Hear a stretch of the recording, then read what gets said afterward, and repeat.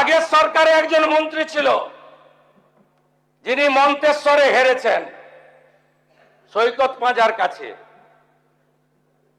তিনি তার রাজনৈতিক পরিচয়ের বাইরে তিনি একজন ধর্মীয় নেতা। তার ধর্ম প্রতিষ্ঠানে অনেক বেসরকারি মাদ্রাসা আছে। প্রথম বর্ধমানে ওই ছোট নিষ্পাপ বাচ্চাগুলোকে নামালেন ধর্মীয় পোশাক পরিয়ে, বলেন এ তো সিএ নয়, এটা এনআরসি, নাগরিকত্ব কেড়ে নেওয়া হবে। এইটা দেখার পরে তৎকালীন মুখ্যমন্ত্রী তিনি বললেন কে কে ছি ছি। তিনি প্রথম মিছিল করলেন। ওটা ভারতে কোথাও অশান্তি হয়নি, সিটির মোড় থেকে শ্যামবাজার পাঁচ মাথার মোড়, অর্থাৎ আগুনটা লাগালেন, ওই আগুনে বাংলা জ্বলল।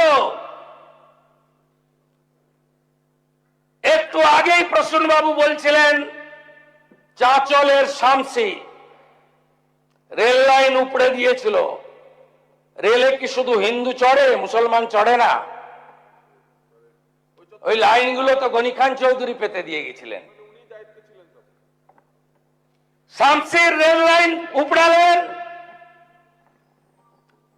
ভরত জাওয়ার বসে আছে বেলডাঙ্গা,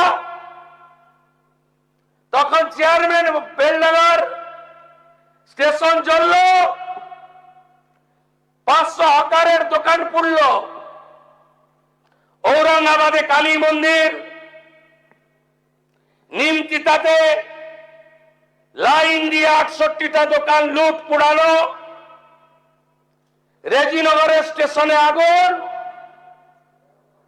নবান্ন থেকে একটু দূরে সাঁতরাগাছিতে 37টা বাস পুড়ল, 22টা সরকারি বাস। আমি পরিবহন মন্ত্রী, মন্ত্রগুপ্তির শপথ ছিল বলবো না, ফোন করলাম সরকারি বাস জ্বলছে, বলছেন না কিছু করা যাবে না। আমি পুলিশকে বলেছি ওদের সঙ্গে কথা বলতে, যাতে রাস্তাটা পরিষ্কার হয়। মুখ্যমন্ত্রী অফিস থেকে ফোন এসেছিল করে এইসব সমাবেশ থেকে তিনিও সন্তুষ্ট। মুখ্যমন্ত্রীর বক্তব্য বিধানসভায় আমি আপনার মুখে তথা প্রস্তাব এনেছি। আমার রাজ্যে সরকার আইন আমি বলবৎ হতে দেব না। কলকাতাকে যদি বলতাম জ্যাম করব তো 50টা জায়গায় 2000 করে বসে যেতাম। সেটা এখন হয়নি, পরে কিন্তু হবে। বলে করব, বলে প্রথমে জেলাকে একটু টাইট করি, তারপরে কলকাতার 50টি জায়গায় 10,000 হলে কত লাগবে? বাস এরা আসবে কলকাতায় বসে চিড়ে গুড় পানি বাতাসা মুড়ি খাবে। দর্শক, সিদ্দিকুল্লাহ চৌধুরী, যার প্রসঙ্গে গতকালকে বিধানসভাতে এইসব বলেছেন মুখ্যমন্ত্রী শুভেন্দু অধিকারী। সিদ্দিকুল্লাহ চৌধুরীর দায়িত্ব ছিল দিদিমণি যখন বলবেন তখন ধর্মীয় পোশাক পরিয়ে নিষ্পাপ, উনি বললেন না নিষ্পাপ ছেলেদেরকে রাস্তায় নামিয়ে দিয়ে আগুন লাগানো, আগুন লাগিয়ে দেওয়া, এটা ছিল ওনার দায়িত্ব। যখন যেরকম বলেছেন নেত্রী, কখনো এনআরসি সিএর বিরুদ্ধে, কখনো ওয়াকআপের বিরুদ্ধে। এই যে এটা দেখলেন, এটা হচ্ছে ওয়াকআপ নিয়ে যেটা হচ্ছিল, ওয়াকআপ আইন, ওটা নিয়ে। এটাতেও কলকাতাকে একেবারে জ্যাম করে দেওয়ার একটা ব্যাপার হয়েছিল। তারপর তো শুনলেন জেলাকে টাইটটা দিই, তারপর আবারও কলকাতায় আসব। জেলাতে টাইট দিতে গিয়ে ওই শামশেরগঞ্জে ঘটনা ঘটে গেছিল।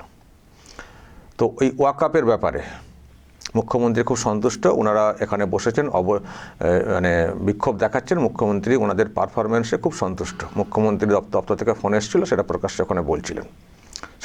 ওখানে বলছিলেন এবং মুখ্যমন্ত্রীর ফোন পেয়ে আরও উদ্বুদ্ধ হয়ে যান। তারা বলেন আমরা আরও আগামী দিনে করব। মুখ্যমন্ত্রী যেমন বলতেন উনি তেমন করতেন, আর মুসলিমদেরকে ঢাল হিসেবে উনি ব্যবহার করছেন পলিটিক্যাল পার্টি টিএমসি, কিন্তু মুসলিম সেন্টিমেন্টটা আনার জন্যে ওনার বিক্ষোভ কর্মসূচি যেগুলো হতো সেগুলো ধর্মীয় পোশাক পরিয়ে এইসব করেছেন। তো এখন মুখ্যমন্ত্রী শুভেন্দু অধিকারী, তো উনি এখন বলছেন সেসব কথা, উনি যে কাজগুলো করতেন। তো এরকম চলতো একটা সময়। বর্তমান মুখ্যমন্ত্রী বলছেন, উনি যেহেতু তখনও দায়িত্বে ছিলেন, ওদিকের তৃণমূলে ছিলেন, তো অনেক ধিৎকারে তো চলে এসেছেন, ভালো করেছেন, বাংলার নতুন দিশা দেখতে পাচ্ছে। তো বলছেন যে এইসব হচ্ছে, আমি বলছি যে না, কিছু বলা যাবে না, পুলিশকে বলছি কথা বলে নিতে। মানে এই যে তোষণ এবং এই উস্কানি, মানে এটা এক ধরনের উস্কানি হচ্ছে না, যে কিছু বলবো না, যা পারে করুক, মানে করতে দাও। আসলে ওদের ক্ষোভ বিক্ষোভগুলো ছিল সেন্ট্রালের ওইসব যে বিল ইত্যাদি তার বিরুদ্ধে। ফলে মমতা ব্যানার্জির একটা পলিটিক্যাল ব্যাপার ছিল, তো সেই জন্যে এগুলো করতে দেওয়া হতো। অ্যাকচুয়ালি এগুলো করানো হতো, হ্যাঁ, সিএর বিরুদ্ধে বিক্ষোভ দেখাতে হবে, ওয়াকাবের বিরুদ্ধে বিক্ষোভ দেখাতে হবে। যখন নিয়ন্ত্রণের বাইরে চলে যেত তখন হাই করতেন, এবং তখন ঘুরিয়ে আবার দোষও দিতেন, ঘুরিয়ে আবার ধরপাকড়ও করতেন, নামিয়ে দিতেন উস্কানি দিয়ে। ওদের উস্কানিতে এই সিদ্দিকুল্লাহর আয়োজনে ছেলেরা সব নেমে পড়তো, মাদ্রাসার সব স্টুডেন্টদেরকে নিয়ে চলে আসা হতো, তো নেমে পড়তো।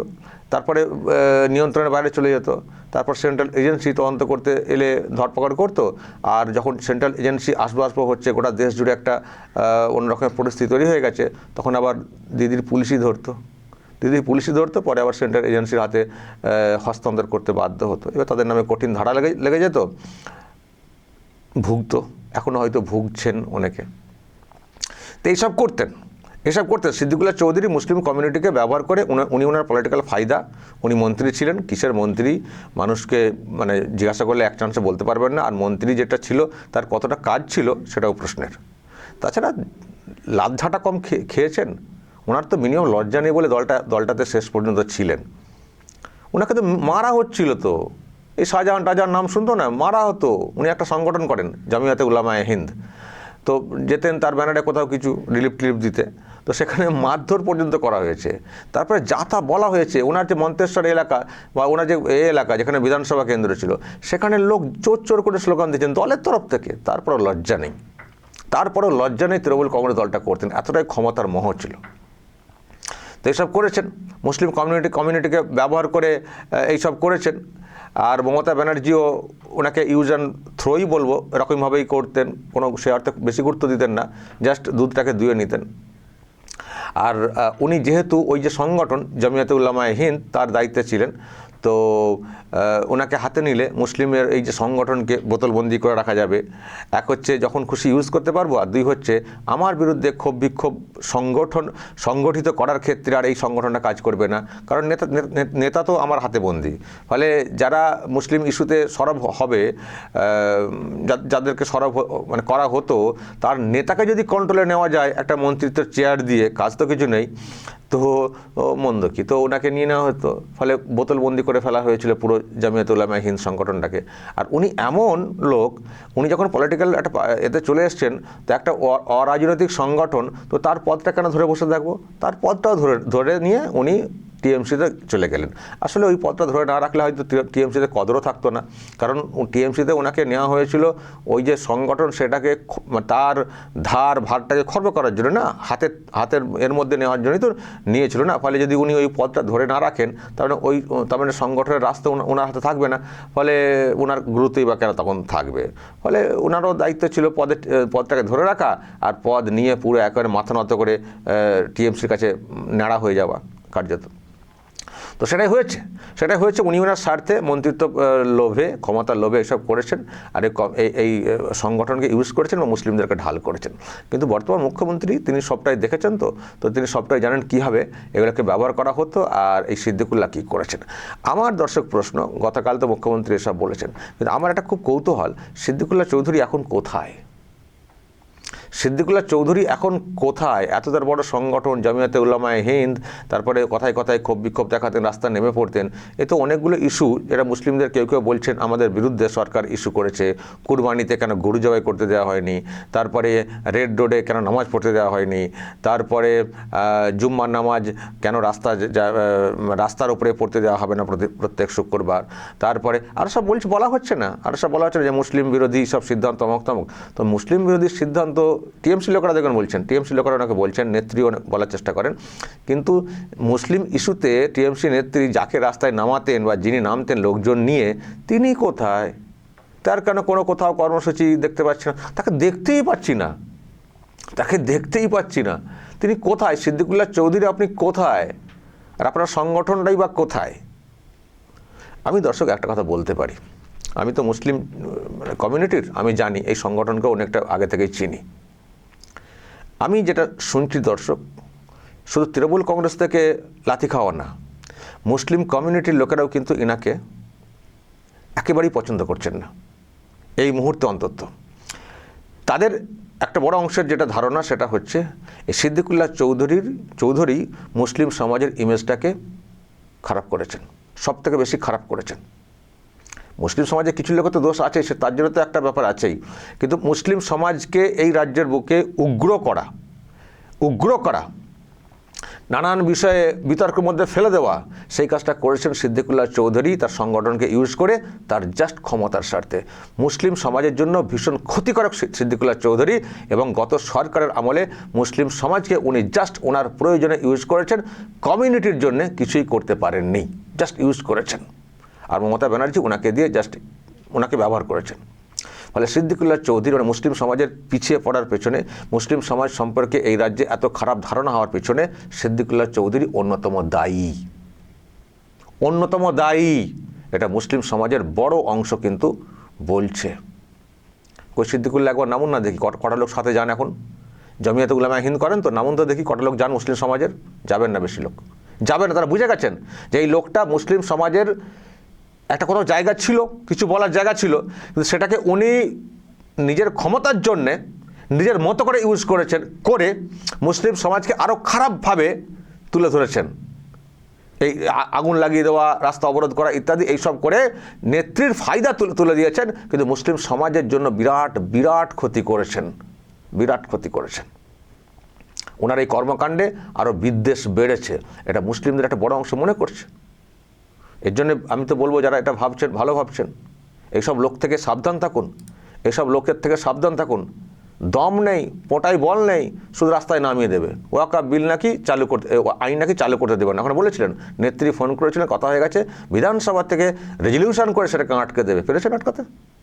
নাকি আরও সর্বনাশের পথে ঠেলে দিয়েছেন?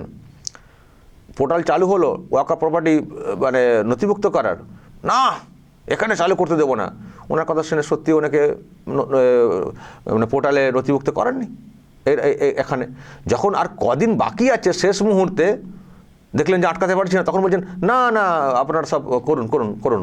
আর তখন করুন বললে হবে, তখন হাতে সময় কম, ওই সময়ের মধ্যে কি করে সব তথ্য জোগাড় করে কি করে নথিভুক্ত করবেন। অনেক নথিভুক্ত করা যায়নি সম্পত্তি, পরে হয়তো টাইম এক্সটেনশনের ব্যাপারটা একটা শুনছিলাম, দেখা যাক কী হয়। কিন্তু এই বিপদে ফেলেছে, কোনো কিছু আটকাতে পারেননি। সিএ লাগু করতে দেবো না, পারেননি। তারপরে এসআইআর করতে দেবো না, পারেননি। মানে ইনারাও বলতেন, ইনারাও এই সিদ্দিকুল্লাহ চৌধুরীরা বলতেন এসব করতে দেবো না। মমতা বলতেন, সুর মিলিয়ে বেশি করে চিৎকার করতেন, মুসলিমদেরকে বেশি করে খ্যাপাতেন।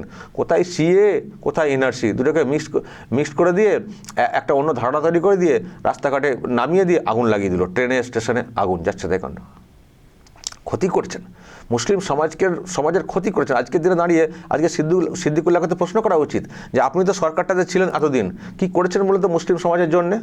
মুসলিম সমাজের কতটা উন্নতি করছেন দেখান তো। মুসলিম সমাজে আপনারা যেটা করেছেন, কিছু গুন্ডা তৈরি করেছেন, শাহজাহান, জাহাঙ্গীর, শওকতদের মতো কিছু গুন্ডা তৈরি করেছেন, হ্যাঁ, তাদেরকে দিয়ে মুসলিম হিসেবে জাহির করার চেষ্টা করেছেন। তারা মুসলিম? চুরি, দুর্নীতি, জবরদখল, ল্যান্ড মাফিয়া, তারা মুসলিম? তাদেরকে দিয়ে ইসলামকে বুঝতে হবে, তাদেরকে দিয়ে ইসলামকে বুঝতে হবে। আপনি বা কী করেছেন? মুসলিম সমাজকে আরও পিছিয়ে দিয়েছেন। কোথায় উন্নতি করেছেন? শিক্ষা দীক্ষায় কোথায় মুসলিমদের উন্নতি? অর্থে কোথায় মুসলিমদের উন্নতি? কোথায় কিছু করেছেন? অথচ ভোটটাকে আদায় করে নিয়ে ওই দিদিমণিকে বারবার নবান্নে বসাতেন। কি করেছেন মুসলিমদের জন্য? আপনারা মুসলিম সমাজের জন্যে মানে একজন প্রতারক হিসেবে চিহ্নিত হয়ে যাচ্ছেন। মুসলিম সমাজের সঙ্গে আপনারা প্রতারণা করেছেন। এক বলেছেন মমতাকে ক্ষমতায় বসিয়েছেন, আপনিও কিছু ক্ষমতা ভোগ করেছেন, কিন্তু কমিউনিটির কিছু হয়নি। অন্য পার্টির সম্পর্কে ভুলভাল ধারণা তৈরি করেছেন, এটাই করেছেন। কিন্তু এখন বর্তমান যে সরকার এসছে, মানুষ দেখছেন এ সরকার তো সেরকম না যেটা বলা হয়েছিল, কিন্তু সবার জন্যই কাজ করছে। মুখ্যমন্ত্রী পরিষ্কার কালকে বলেছেন, আমি ধর্ম টর্ম দেখে ওইসব না, কতগুলো মুসলিম নাম বলেছেন, আমরা তো এদের বিরুদ্ধে কিছু বলছি না। আমরা বলছি ওই জাহাঙ্গীর, শওকত বা যারা এরকম গুন্ডা, তাদের জন্যে, তাদের বিষয়ে কথা বলছি। আমাদের একটাই বক্তব্য, একটাই নীতি, জিরো টলারেন্স গুন্ডাগিরি এইসবের এতে, ধর্ম দেখে নয়। কিন্তু আপনারা ধর্মের নামে বজ্জাতি করবেন, সরকার কি চুপ করে বসে থাকবে? চুপ করে বসে থাকবে? এটাই করছেন মুখ্যমন্ত্রী। তো মানুষও দেখছি মুসলিম সমাজের মানুষও গ্রহণ করছেন, আর কেউ কিন্তু উস্কানিতে নামছেন না, তাই তো বলছি, সিদ্দিকুল্লাহ চৌধুরী আপনি কোথায়? একটু নেমে দেখান না। যারা একটা অংশ বুঝছে সেই জন্য নামছে না, আর একটা অংশ অন্য একটা জিনিস বুঝছে, না বাবা নামবো না, যতই মনে মনে বিরোধ থাক, যদি আবার ধরে কোমরে দড়ি বেঁধে ঘোরায় বা যা সব আইন আসছে, যদি কিছু হয় ভয়।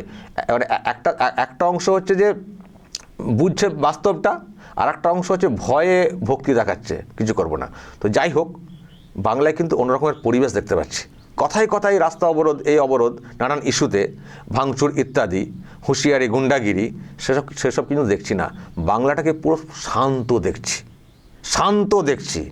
আগামী দিনে আরও শান্ত দেখব। যারা এখনও ভাবছেন, ভিতরে ভিতরে হয়তো একটু করছেন, সব দেখবেন ঠান্ডা হয়ে যাবে। গন্ডা পুরো ঠান্ডা, যেটা আমরা চাই।